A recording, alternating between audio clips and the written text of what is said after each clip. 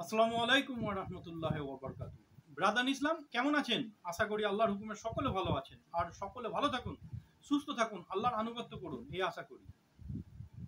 তো এর আগে 28/9/2024 সূরা আলে ইমরানের 3 ও 4 নম্বর আয়াতের বাংলা তরজমা শুনেছিলাম। ইনশাআল্লাহ আজকে তারপর থেকে শোনাবো। তার আগে আল্লাহর নাম নিয়ে নিই। আউযু বিল্লাহি মিনাশ শাইতানির রাজিম। বিসমিল্লাহির রহমানির রহিম। রব্বি ইশরাহ লি সাদরি ওয়া ইয়াসসির লি আমরি ওয়াহলুল উকদাতাম মিন লিসানি ইয়াফকাহু কওলি ওয়াকুলুদ দীনু কুল্লুহু লিল্লাহ বিসমিল্লাহি মাজরিহা ওয়া মুরসাহা ওয়া তাওয়াক্কালতু আলাল্লাহি কাফি জাআল হাক্কু ওয়া জাহাকাল বাতিলা ইন্নাল বাতিলা কানা জাহুকা যাদাল্লাহু আন্না মুহাম্মাদান বিমা হুয়া আলুহু। সূরা নিসার 5 নম্বর আয়াতে পুরুষদের জন্য এই আয়াতটা সতর্ক বার্তা, পুরুষদের জন্য সতর্ক বার্তা। বারবার বলে দিচ্ছি এই আয়াতটা কিন্তু পুরুষদের জন্য। এতে তিনটে কথা বলেছে আল্লাহ। 1 নম্বর কথা হচ্ছে যে তোমরা তোমাদের সম্পদ নির্বোধ মালিকদের হাতে অর্পণ করো না, পুরুষদেরকে সতর্ক করেছে। 2 নম্বর হচ্ছে যাহা আল্লাহ তোমাদের জন্য উপজীবিকা করেছেন তা থেকে তাদের মানে এতিমদের খাওয়া ও পরিধানের ব্যবস্থা করবে এবং তাদের সাথে মাকুল আলাপ করবে, অর্থাৎ সদ্ব্যবহার করবে। কোনো এতিমের সঙ্গে দুর্ব্যবহার করতে বারণ করছে আল্লাহ। একদম এগুলো ফরজ, একদম কোনো এতিমের সঙ্গে দুর্ব্যবহার করা যাবে না। এবার কি বলছে যে প্রথমে যে কথাটা বলছে যে তোমরা তোমাদের সম্পদ নির্বোধ মালিকদের হাতে অর্পণ করো না। এর অর্থ কি হচ্ছে? এর অর্থটা হচ্ছে যে কোনো ব্যক্তি তার ব্যক্তিত্ব যেন সে না হারিয়ে ফেলে। তাই এই আয়াতের মাধ্যমে আল্লাহ সতর্ক করছেন ধন সম্পদের গুরুত্ব এবং মানুষ এর জীবন ধারণের ক্ষেত্রে এ একটি আল্লাহর নিয়ামত। ধন সম্পদ হচ্ছে আল্লাহর একটি নিয়ামত, ঠিক আছে? এটা প্রয়োজন তার বিশেষ উল্লেখ করা হয়েছে এই আয়াতের মাধ্যমে এবং নিজ মান সম্মান ও নিজের ওজনকে মজবুত রাখার উদ্দেশ্যে বা নিজের দায়িত্ব, নিজের মান সম্মান বা নিজের মজবুতি ধরে রাখাটাও মানুষের নিজস্ব দায়িত্ব এবং এটা হেফাজত করাও মানুষের মেন কর্তব্য। যে আমার সম্মান নিয়ে কেউ ছিনিমিনি খেলছে, বারবার আমি তার কাছে অপমান হব, তার মানে সে এক ধরনের বোকা মানুষ। যাই হোক, তাই আল্লাহ বলেছেন যে আল্লাহ ছাড়া কাউকে অগাধ বিশ্বাস করো না। আবার বলছে আল্লাহ ছাড়া কাউকে অগাধ বিশ্বাস করো না, অগাধ ভরসা করো না, বা আল্লাহ ছাড়া কারো অন্ধ প্রেমে পড়ো না। আল্লাহ ছাড়া কারো অন্ধ প্রেমে পড়ো না। নিজের সম্পদ বা নিজের ব্যক্তিত্ব হারিয়ে ফেলো না অন্ধ প্রেমে পড়ে।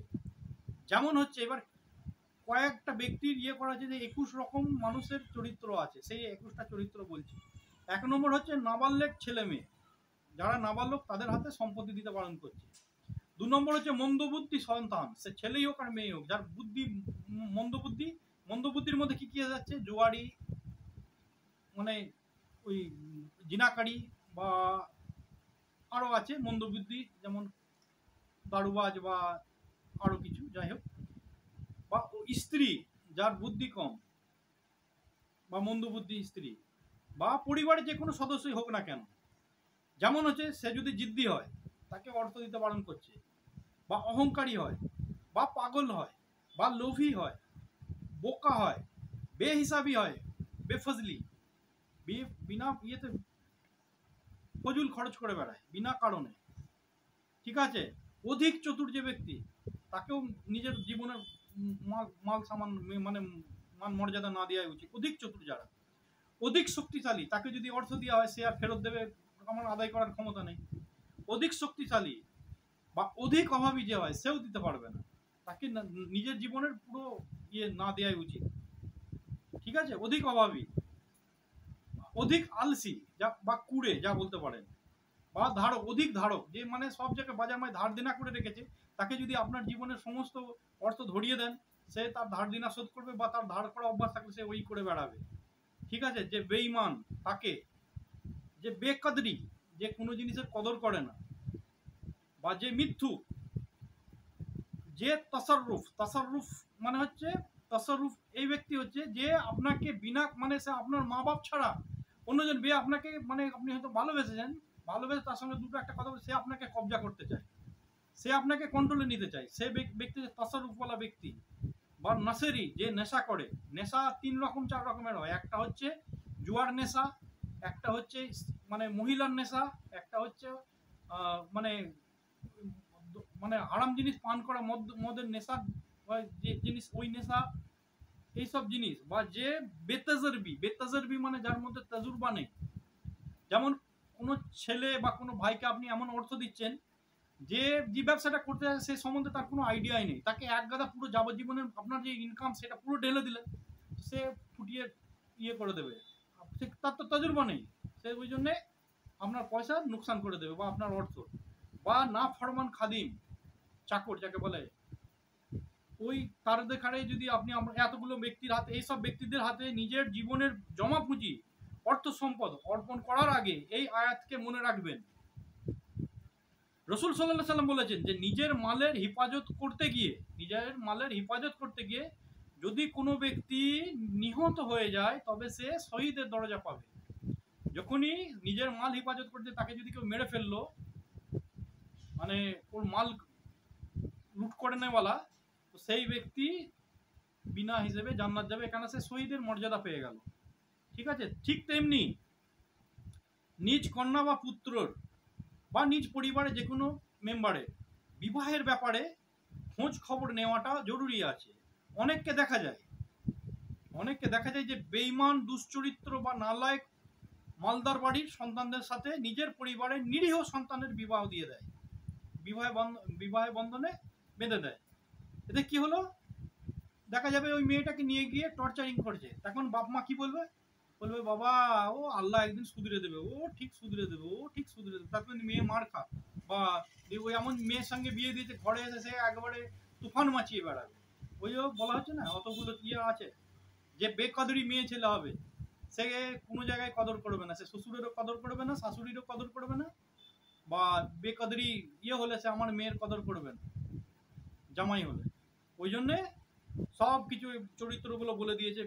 বিবাহ বন্ধনে বাঁধার আগে ইয়ে করবে। অনেকজনা বলে যে আল্লাহ একদিন ঠিক করে দেবে, ইমান এনে দেবে, চরিত্র গঠন করে দেবে আল্লাহ।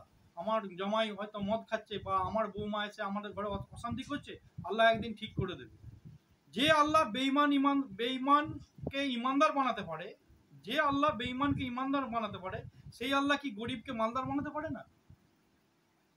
একটা দুশ্চরিত্র ধনী লোকের থেকে একটা মানে সৎ চরিত্র মানুষ, গরিব মানুষ অনেক ভালো, সে আপনার মেয়েকে সঠিক মর্যাদা দিয়ে মান ইজ্জতের সঙ্গে রেখে দেবে এবং সে আপনারও কদর করবে। ঠিক আছে, ওই জন্যে মালদার অবশ্যই আল্লাহ করতে পারে। এইভাবে চিন্তা ভাবনা করবেন। যখন গ্রাম প্রধান বানাবেন তার বিষয়টাও চিন্তা ভাবনা করবেন, যে মসজিদের মাতোয়ালি বা প্রধান বানাবেন মসজিদের, সেই ব্যক্তির কিরকম ধরনের, এই চরিত্রের মধ্যে তো নেই, খোঁজ খবর নিয়ে ইয়ে করবেন। এবার মনে করুন আপনি হয়তো ভোট দিলেন কথার কথা যে দুশ্চরিত্র বা দুশ্চরিত্র, দুটোই দুশ্চরিত্র, কোনটাকে ভোট দেবো? দুজনাই দাঁড়িয়েছে, আর দুজনাই গন্ডগোল মেম্বার আছে, মুতওয়ালি হবে হয়তো মসজিদের, বা গ্রাম প্রধান হবে, বা কিছু হবে। তো সেইখানে আল্লাহর ইখতিয়ার করে নেবেন যে আল্লাহ আমি কি করব সেটা তুমি রাস্তা বলে দাও। ঠিক আছে, ওরকম রাষ্ট্রপ্রধানকে নির্বাচন করার আগে ভেবে চিন্তা করবেন, নাহলে আর কি বলবো, এর আগে আর কিছু বলছি না। আচ্ছা, যাই হোক, দ্বিতীয় কথা বলছে যে এতিমদের দেখরেখের বিষয়ে যে বলছে, এর জন্য অনেক কটা আয়াতে বলেছে। আবার এটাতে বলছে যে এর জন্য যে নূতন অভিভাবক হবে, সে আয়াতের এই অংশটি তার জন্য, যে নতুন অভিভাবক হবে তার জন্য দ্বিতীয় ভাগটা, ওই আয়াতেরই দ্বিতীয় ভাগটা, যে ব্যক্তি এতিমদের দেখরেখ করে তবে সে যেন তার নিজের সন্তান ও এতিম সন্তানদের মধ্যে পার্থক্য না করে। যেমন নিজের সন্তানকে ভালোবাসে, সে যেন এতিম সন্তানদের কাছেও সেরকমই ভালোবাসে। নতুন অভিভাবক যদি গরিব হয় তাহলে এতিমের মাল নিতে পারে,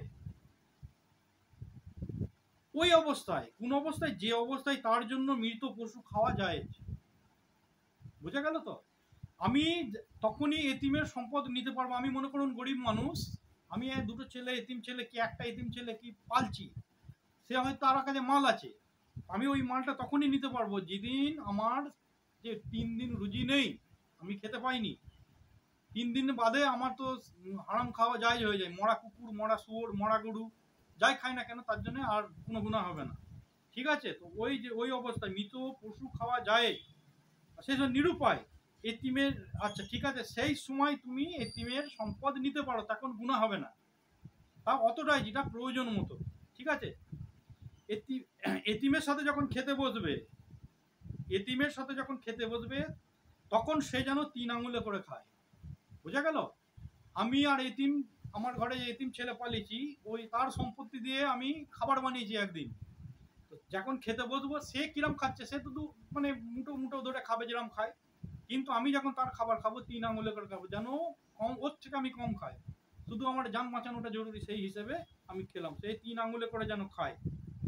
আর যদি নূতন বলি, অর্থাৎ বলি মানে হচ্ছে অভিভাবক, মালদার হয়, তাহলে আল্লাহর হুকুম সেখানে যে সে যেন তার মাল দিয়ে খাওয়ায় বা পরিধান করায়, আর এতিমের সাথে নম্রতা ও স্নেহের ব্যবহার রাখে। ওই যে বলছে না যে মাকুল সদালাভ করুক। ঠিক আছে? যে এতিমের মাল ভক্ষণ করে সে মুর্দাখোর। বিনা কারণে যদি কেউ এতিমের মাল মেরে নিল, সে জানবেন সে মুর্দাখোর বা বয়ে যাওয়া রক্ত পান করলো। সে ওই পয়সা দিয়ে যদি কোনো কিছু কিনে খায়, তরল জিনিস খায়, তাহলে জানবেন সে বয়ে যাওয়া রক্ত অর্থাৎ তরল রক্ত পান করলো। আচ্ছা, আরেকটা হাদিস আছে ইবনে কাসিরের, জিলদ নম্বর 1, পেজ নম্বর 734, অর্থাৎ 734,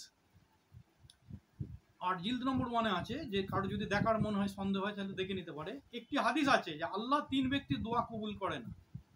আল্লাহ 3 ব্যক্তির দোয়া কবুল করে না। 1 নম্বর ওই ব্যক্তি যার স্ত্রী বচ্চলন কুচরিত্রের জিনাকারী, সে সমস্ত সবুজ বাবদ জানতে পারার পর তাকে তালাক না দিল। ঠিক আছে? 2 নম্বর ওই ব্যক্তি যে ব্যক্তি নিজের জমা পুঁজি কোনো নির্বোধের হাতে সমর্পণ করে দিল। তাই বলে দিয়েছে সেই ব্যক্তি তারপরে যে বিপদে পড়বে, তখন আর আল্লাহ তার দোয়া কবুল করবে না। অনেক মানুষ আছে যে বিনা কারণে একটা সন্তানকে দিয়ে দিল, বিনা কারণে দেখা যাচ্ছে যে মেয়ে জামাইকে দিয়ে দিল, ছেলে দেখারে ফুটিয়ে দিল, সেই ব্যক্তি একদিন একদিন বিপদে পড়বেই। এটাই তার ইয়ে হচ্ছে, সেই দিন তার দোয়া সেই দিন থেকে কবুল বন্ধ, যে এক্ষুনি তার হক মেরে নিল। ঠিক আছে? ওই জন্য নিজের জমা পুঁজি কোনোদিন কোনো নির্বোধের হাতে দেবেন না। ঠিক আছে? আরেকটা হচ্ছে যে 3 নম্বর, যে ব্যক্তি, ওই ব্যক্তি যে কাউকে ঋণ দিচ্ছে আর তার কোনো সাক্ষী রাখলো না। কোনো ব্যক্তিকে ঋণ দেওয়ার সময় অবশ্যই সাক্ষী রাখবেন। ওটা কিরকম? যদি পুরুষ মানুষ হয় তাহলে 2টো, যদি পুরুষ মানুষ হয় তাহলে 2টো ব্যক্তিকে সাক্ষী রাখলেন, একটা মানে তার তরফ থেকে হোক, আমার তরফ থেকে একজন হলে তো ভালোই হয়, যদি না হয় মিনিমাম 2টো ওয়েটদার লোক, নেককার, মদ মাতালে নয়। আবার সাক্ষীর বিষয়ে এরাম আছে, যার দাড়ি নেই তাকে সাক্ষী হিসেবে গ্রহণ করা যায় না। ঠিক আছে? দাড়িওয়ালা, টুপিওয়ালা বা ইমানদার ব্যক্তি জেনে শুনে তাকে সাক্ষী রেখে দিলেন, আল্লাহওয়ালা, 2টো। আর যদি মনে করুন একটা সাক্ষী পেলেন বেটা ছেলে আর একটা পাচ্ছেন না, তখন 2টো মহিলাকে রাখবেন যেন ওয়েটদার, তাহলে 3জন হলো, মেয়ে ছেলে একটা পুরুষের সমান সমান 2টো মহিলা। বা পুরুষ পেলেন না, তখন 4টে মহিলা লাগবে, 2টো সাক্ষীর জন্য 4খানা মহিলা লাগবে, 4টে মহিলা যেন ইমানদার হয়। ঠিক আছে? আর ওরম সাক্ষী না রেখে কেউ যদি কাউকে অর্থ দিয়ে দিল, তার জীবনের সমস্ত পুঁজি তার যেক্ষুনি দিয়ে দেবে, তারপর থেকে তার আল্লাহ আর তার দোয়া কবুল করবেন। এটা ইবনে কাসিরে আছে, জিলদ নম্বর 1-এ, পেজ নম্বর 734, যদি কারো দেখার হয় দেখে নিতে পারে। ঠিক আছে? এর বেশি আর ভিডিও বড় করলাম না। ইনশাল্লাহ এরপরে যে আয়াত আসছে, তো এর সূরা নিসার 6 নম্বর আয়াতে সম্পত্তির ভাগ বিষয়ে আছে, অবশ্যই জানবেন, অবশ্যই শোনার সুযোগ করে দেবেন অপরকে, কার কতটা ভাগ, মেয়ের ভাগ কতটা, জামাইয়ের ভাগ কতটা, ছেলের ভাগ কতটা, এরপর থেকে চালু হচ্ছে। ওই জন্যে আপনি দেখুন, অপরকে দেখান, আর এর মধ্যে যদি কোনো ভুল করে থাকি, আমি আপনাদের সকলের ছোট, আমাকে ছোট হিসেবে মাফ করে দেবেন। আল্লাহ হাফিজ।